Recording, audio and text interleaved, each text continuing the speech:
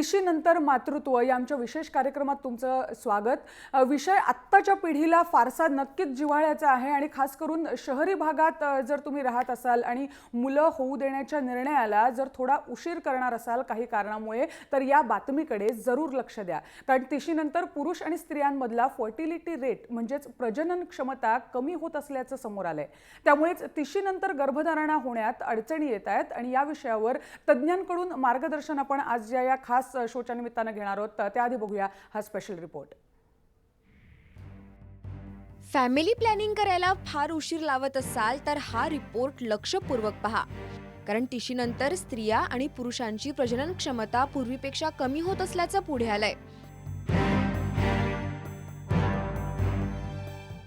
तज्ज्ञांनी दिलेल्या माहितीनुसार 2 दशकांच्या आधीपर्यंत तिशीनंतरही स्त्रियांना सहजपणे गर्भधारणा होत होती, पण ही गोष्ट आता कठीण बनली आहे। आता तिशीनंतर IVF तंत्रज्ञानाचा वापर करूनच गर्भधारणा होण्याचं प्रमाण वाढलंय। पुरुष आणि स्त्रियांमधली प्रजनन क्षमता कमी होण्यामागे अनेक कारण आहेत। आपण पाहूयात ही काय कारण आहेत। जीवनशैलीतले बदल, सिगरेट आणि दारूचं सेवन, पर्यावरणातले बदल। महिलांवर तर जीवनशैलीतल्या बदलांचा गंभीर परिणाम दिसून येतोय। सिगरेट आणि दारूच्या सेवनानं प्रजनन क्षमतेवर परिणाम होत असल्याचं तज्ज्ञांचं म्हणणं आहे। सिगरेट आणि दारूच्या सेवनाचा पुरुषांवरही विपरीत परिणाम होतोय। यामुळे शुक्राणूंची संख्या आणि शक्तीवरही परिणाम होत असल्याचं पुढे आलंय। तिशीनंतर गर्भधारणा झाल्यास त्या बाळांमध्ये जन्मजात दोष असण्याची दाट शक्यता असते। अशा बाळांना जन्मापासूनच स्किझोफ्रेनिया किंवा ऑटिझम सारख्या आजारांनी ग्रासलं असण्याचीही शक्यता असते। त्यामुळे तिशीच्या आतच बाळ होऊ द्यावं असा सल्ला वैद्यकीय तज्ज्ञांकडून दिला जातो। शिक्षण, करिअर आणि लग्न याचा मेळ बसवताना साहजिकच मूल होऊ देणं लांबणीवर पडतंय, पण वैद्यकीय तज्ज्ञांचा सल्ला ध्यानात घेऊन वेळीच प्लॅनिंग करायला सुरुवात करणं गरजेचं आहे। ब्युरो रिपोर्ट, जय महाराष्ट्र। आणि मी स्वतः देखील आत्ताच्या या पिढीचीच प्रतिनिधी आहे आणि त्यामुळे या प्रश्नाचं गांभीर्य मलाही समजतं आणि अपेक्षा आहे तुम्हाला सगळ्यांनाही ते समजलं असणार आहे। डॉक्टर नंदिता पालशेतकर वैद्यकीय तज्ज्ञ याविषयी चर्चा करण्यासाठी आज आपल्याबरोबर आहे। त्याचबरोबर स्टुडिओत माझ्याबरोबर डॉक्टर अरुण नाईक आहेत, मानसोपचार तज्ज्ञ आहेत। नेमका हा जो अहवाल आपण बघितला आहे त्यात कितपत तथ्य आहे हे आपण या तज्ज्ञांना विचारणार आहोत आणि या जर तथ्य असेल तर त्यावरचे उपाय काय आणि नेमकं कसा आपण या प्रश्नाला सामोरं जायला पाहिजे विषयी आपण बोलणार आहोत। सगळ्यात आधी डॉक्टर नंदिता तुमच्याकडे मला यायचं आहे। हा एक अहवाल आपण बघितला आणि त्या अहवालावरून समोर आलेल्या या गोष्टी आहेत की शहरातली जीवनशैली म्हणा आणि त्याचबरोबर अलीकडे पुरुषांबरोबर स्त्रीलाही करिअर करायचं असतं आणि लग्नात आपण एकमेकांशी बोलताना पहिलं काय बोलतो तर महिलेला सुद्धा मुलीला सुद्धा करिअर करण्याची इच्छा असते आणि त्यामुळे होतं काय की मुलाचा चान्स घेणं हे थोडंसं लांबणीवर पडतं आणि तिसीनंतरचं मातृत्व म्हणून हा विषय आज आपण घेतला आहोत। तर हा जो अहवाल आहे की तिसीनंतरचं मातृत्व हे थोडं कठीण होतं, यात कितपत तथ्य आहे वैद्यकीय दृष्ट्या? रुचिरा, मला वाटतं की हल्ली हा जो प्रॉब्लेम आपल्याला आढळला आहे की दाम्पत्य जी आहे ती लवकर मूल नाही व्हायचं असं विचार करतात। आय थिंक हल्ली इम्पॉर्टंट पण झालंय की प्रत्येकाला की दोघांनी मिळून नोकरी केली पाहिजे, कारण डबल इन्कम हा फार गरजेचा झालेला आहे आणि त्याच्यामुळे मुलींना नोकऱ्या कराव्या लागतात आणि प्लस मुली जास्ती शिक्षण घेतल्यामुळे देखील त्यांना त्यांची एक हे असते की माझं करिअर मला होल्डवर टाकायचं नाही आहे। मूल झालं की सगळं 6 महिने ते 1 वर्ष आपल्याला बॅकसीट घ्यावी लागते। त्यामुळे हा जो प्रॉब्लेम आहे त्याच्यामुळे मुलं उशिरा होण्याचे चान्सेस फार वाढलेले आहेत। तुम्ही जर असं पाहिलं, आपला रिसर्च जर पाहिला तर 32 पर्यंत फर्टिलिटी पोटेन्शियल वाढत जातं आणि त्याच्यानंतर फर्टिलिटी रेट्स ड्रॉप होत जातात। ते जास्ती ड्रॉप होतात साधारण 37 एजला। कुठली बाई तुम्ही 30 वर्षाची पाहिली तर तिला 20% चान्स असतो की प्रेग्नन्सी राहील जर तिने नॅचरली चान्स घेतला तर, आणि तिचं जर वय 40 झालं तर 5% प्रेग्नन्सी रेटला ड्रॉप होतो। बरोबर, म्हणजे नक्कीच तथ्य आहे या अहवालामध्ये. तिशीच्या नंतर जर तुम्ही चान्स घेणार असाल तर थोडं कठीण होतं मेडिकली. पण हा जसं आपण म्हटलं, हा एक करिअरचा भाग आहे. त्याचबरोबरीनं वाढते ताणतणाव शहरातल्या जीवनशैलीमुळे हा पण त्याच्यामागचा एक भाग आहे का? डॉक्टर नाईक आपल्याबरोबर आहेत. डॉक्टर नाईक, हा वैद्यकीय आजार किती आहे आणि सायकोसोमॅटिक किती आहे?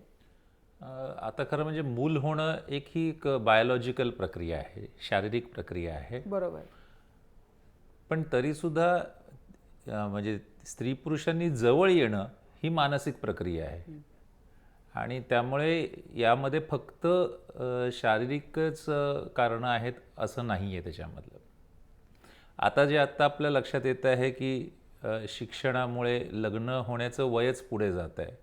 त्याच्यानंतर सेटल होण्यासाठी करिअरकडे लक्ष देण्याचं प्रमाण वाढतं आहे. आणि त्या धावपळीमध्ये आजच्या तरुण पिढीचं असं झालेलं आहे की त्यांना खरं म्हणजे काही वेळेला एकमेकांसाठी वेळच मिळत नाही. म्हणजे अनेक तरुण म्हणजे लग्न झालेल्यांची अशी अडचण असते की ते दिवसभर काम करून येतात आणि रात्री इतके दमलेले असतात की त्यांच्यामध्ये शारीरिक जवळीक होणं सुद्धा कठीण होऊन जात असतं. म्हणजे हेही असं आढळून आलेलं आहे की आजच्या ह्या तरुण पिढीपेक्षा त्यांच्या आधीची पिढी ही शारीरिक दृष्ट्या जास्त एकमेकांच्या जवळ किंवा त्यांचे शारीरिक संबंध जास्त होत होते. बरोबर. त्यामुळे मूल होण्यासाठी लागणारी एक जी शारीरिक जवळीक आहे त्याचंही प्रमाण खरं म्हणजे एका बाजूने कमी होत आहे. दुसरी गोष्ट असं आहे की त्याच्यातल्या ज्या एकमेकांकडनं असलेल्या ज्या अपेक्षा आहेत त्या अपेक्षा जर एकमेकांकडल्या ज्या अपेक्षा जर थोड्याशा ताणल्या गेल्या तर त्याचा परिणाम त्यांच्या नात्यावरती होतो. आणि त्या नात्यावरती परिणाम झाला की पुन्हा त्या जवळ येण्यावरती त्याचा परिणाम होत असतो. एकतर हे सगळं करिअर वगैरे करत असताना म्हणजे ते ताण बरेच आहेत आणि त्या ताणाचा पणही आपल्या शरीरावरती परिणाम होत असतो. त्यामुळे ज्या वेळेला ताण वाढतात तेव्हा कुठेतरी शरीर आपल्या कल्पनेप्रमाणे त्याला तोंड देण्याचा प्रयत्न करत असते. पण थेट परिणाम ताणाचा हा प्रजनन क्षमतेवर होत असतो. प्रजनन क्षमतेवरती होतो, कारण मग काही गोष्टी म्हणजे प्रोटेक्टिव्ह ह्या पद्धतीने सुद्धा काही वेळेला रिप्रोडक्टिव्ह सिस्टीम ही काही वेळेला पहिल्यांदा अफेक्ट होत असते. त्यामुळे मॅडम पण सांगतील, डॉक्टर पण ते सांगतील की त्याच्यामुळे स्त्रियांमध्ये जाणवणारे अनेक जे परिणाम की ज्याच्यामुळे मूल होत नाही असं त्यांना जाणवत असतं, ते निर्माण होण्याच्या मागे स्ट्रेस हे कारण आहे. पुन्हा ह्याच स्ट्रेसचा जसं हे पाहिलं की जसं लाईफस्टाईलमधलं सिगरेट दारू जसं आहे तसंच ह्या स्ट्रेसचा सुद्धा त्या स्पर्म्सच्या किंवा त्याच्या शक्तीवरती आणि त्याच्या संख्येवरती परिणाम होत असतो. त्यामुळे ह्या सगळ्या बाजूने हे असं एकत्र आलेलं आहे. आणि आणखी एक मुद्दा असा असतो की शरीराला सुद्धा काही गोष्टी शिकाव्या लागतात. त्यामुळे हा सगळ्यांचाच अनुभव असा आहे की पहिल्या प्रेग्नन्सीच्या वेळेला त्रास होतो, पण दुसऱ्या प्रेग्नन्सीच्या वेळेला त्या मनाने कमी त्रास होतो, कारण तोपर्यंत शरीरालाही समजलेलं असतं आणि त्या स्त्रीलाही समजलेलं असतं की आता इथे काय एक्सपेक्ट करायचं आहे, काय होणार आहे, आणि त्यामुळे हे सहज होतं. पण आता अशी परिस्थिती येते की तिसरी नंतरच पहिलीच प्रेग्नन्सी येते. त्यामुळे पूर्वीच्या स्त्रिया त्याच्या आधीच त्यांना काही वेळेला 1, 2 की 3 मुलं झालेलीच असायची, ते अनुभव असायचे. तर याचाही कुठेतरी एक त्याच्या ह्या सगळ्याच्यावरती परिणाम होतो आहे. बरोबर. आता वाढतं शहरीकरण याला कितीसं जबाबदार आहे हे आपण पुढे जाऊन बघणारच आहोत. पण डॉक्टर नंदिता, रोज असे असंख्य पेशंट्स तुमच्याकडे येत असतील आणि आत्ता जो तिशीनंतरचं मातृत्व याबद्दल जे आपण बोलतोय, तिशीनंतरच्याही अनेक मुली किंवा त्यांच्याबरोबर त्यांचे नवरे तुमच्याकडे येत असतील. तुम्ही काय नेमकी तुमचं ऑब्झर्वेशन आहे जेव्हा तुम्ही या तरुणींबरोबर बोलता? का नेमकं कठीण होतं तिशीनंतरचं मातृत्व? सॉरी, जसं डॉक्टर नाईक बोलले की आमच्याकडे पेशंट्स येतात, त्यांना ॲक्च्युली वेळ नसतो. बऱ्याचशा कपल्सना मी सांगते की तुम्ही सुट्टी घ्या आणि तुम्हाला एखादा वेळ मिळेल एकाबरोबर राहायला आणि त्याच्यामुळे प्रेग्नन्सी राहू शकेल. दुसरी गोष्ट म्हणजे मला एक आढळून आलं आहे की आपण तर 30च्या वरचं बोलतोय आणि त्याच्यात नॅचरल डिक्लाइन येतो प्रेग्नन्सीमध्ये. पण माझ्याकडे असे पेशंट्स आलेले आहेत ज्या 30शीत आलेले आहेत, पण त्यांचं जी स्त्रीबीज आहेत ती 40व्या वर्षा एवढी डिक्लाइन झालेली आहेत. आणि हा जो डिक्लाइन आपण फर्टिलिटीमध्ये बघतोय तो फार स्कॅरी आहे, म्हणजे घाबरण्यासारखा आहे की यंग मुलींमध्ये हे एजिंग का होतं आहे, ॲक्सेलरेटेड एजिंग का होतं आहे. आम्हाला असं वाटतं, तज्ज्ञांना असं वाटतं की because of pollution, because of stress, आणि हल्ली ऑटो इम्युनिटी चिकार आढळून येते. थायरॉइड अँटीबॉडीज पॉझिटिव्ह येतात, त्यामुळे देखील हे ॲक्सेलरेटेड एजिंग आम्ही बघतोय. म्हणून माझा तर विश्वास आहे की प्रत्येक मुलगी जी असते, लग्न करू की नको करू, तिने ओव्हेरियन रिझर्व्ह टेस्टिंग साधारण वयाच्या 30व्या वर्षीच चालू करायला हवं. जर ते नॉर्मल असेल तर काही प्रॉब्लेम नाही, दरवर्षी चेक करावं लागेल. पण त्यातल्या 30% मुलींमध्ये ते कमी आढळून येतं आणि त्याच्यावर इलाज करणं फार महत्त्वाचं आहे. बरोबर. तर हा एक महत्त्वाचा मुद्दा आहे. डॉक्टर, जसं मी आता तुम्हाला मगाशी आपण बोलत होतो, तुम्ही शहरीकरणाच्या मुद्द्याला तुम्हीही स्पर्श केलेला आहे बोलताना. पण खरंच शहरात आणि गावांमध्ये, कारण तुमच्याहीकडे काही पेशंट्स येत असतील सल्ला घेण्यासाठी, शहरांमध्ये आणि गावांमध्ये यांच्या तुलना करता शहरांमध्ये हे प्रमाण जास्त आहे का? हो, कारण शहराच्या लाईफस्टाईल ही जास्त वेगवान आहे आणि त्यामुळे ह्या सगळ्या समस्या बऱ्याच येत असतात.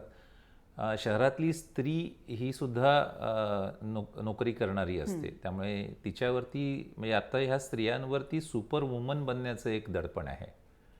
आणि हे सुपर वुमन म्हणजे त्यांना एकाच वेळेला घरही सांभाळायचं असतं, नातीही सांभाळायची असतात, आपली करिअरही सांभाळायची असते आणि ह्याचं खूप दडपण त्यांच्यावरती कुठेतरी येत असतं. आणि त्याच्यातून आत्ता जसं डॉक्टरांनी सांगितलं त्याप्रमाणे हे जे ऑटो इम्यून आजार किंवा हे जे म्हणजे लवकर म्हणजे म्हातारपणाकडे जाण्याची प्रक्रिया जी होते आहे, हे सगळ्या ह्या ताणाचे एकूण होत असलेले हे परिणाम याच्यामध्ये आपल्याला दिसत आहेत.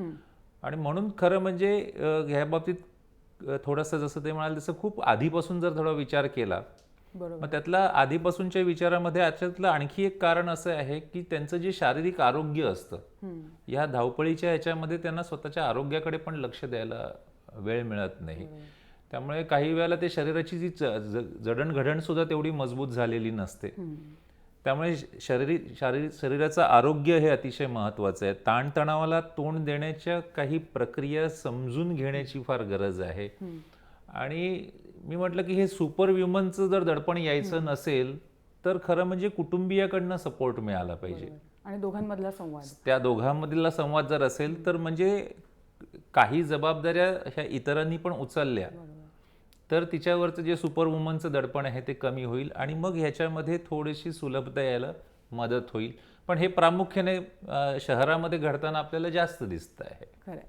21व्या शतकातल्या महिला आहोत आपण. आपल्याला नोकरीबरोबरच करिअरही करायचं आहे, लग्नाबरोबरच करिअरही सांभाळायचं आहे. पण आपल्याला सगळ्यांना मुलं नक्कीच आवडतात, त्यामुळे तोही एक आपल्या जीवनाचा, आयुष्याचा एक महत्त्वाचा भाग आहे. त्यामुळे त्याचंही प्लॅनिंग वेळेवर सुरू केलेलं बरं, हे आपण आत्ता तुर्तास सांगतो. एक छोटासा ब्रेक घेणार आहोत आणि ब्रेक नंतर नंतरचं मातृत्व सोपं करण्यासाठी काय करता येईल, काय उपाय आहेत याविषयी बोलणार आहोत एका छोट्याशा ब्रेक नंतर.